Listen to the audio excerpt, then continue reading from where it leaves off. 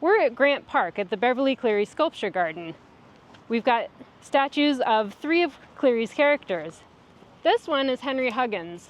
This was Beverly Cleary's first character. And then over here we've got Ribsy, Henry Huggins' dog. And then one of the other children that lived on the street where Henry lived, which is Klickitat Street, is Ramona Quimby. So, funny enough, I found a book at Powell's called Walking with Ramona by Laura O. Foster, and so we're gonna follow the walking tour that has been provided in this book. So let's head out on a walk.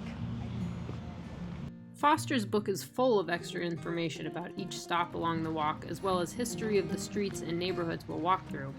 I'll only be hitting the highlights in the vlog today though, so I recommend getting this book if you're going to take this walk yourself. This is the crosswalk where Cleary's character Henry is a school crossing guard and he has to lead Ramona across to the school on the other side. The second stop on our walk is Beverly Cleary's old school, but it's actually named after her now. We're now walking down Hancock Street. She didn't like the name Hancock Street quite as much as Klickitat Street because Klickitat to her sounded like knitting needles. So she decided to take that name for her books.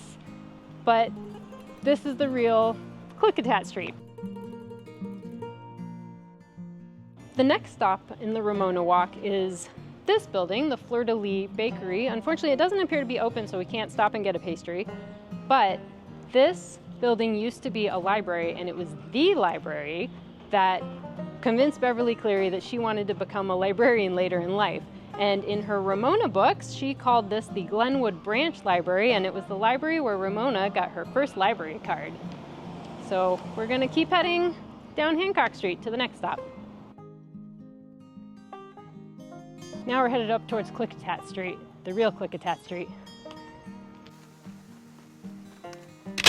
Well, we made it to Klickitat Street. So from here we could continue walking down the street and find house numbers where Beverly Cleary placed literary events in her books. But since the events were actually based on things that took place on Hancock Street, instead of heading along here and back down to Grant Park, we're gonna head back to the hotel. So back to the Heathman.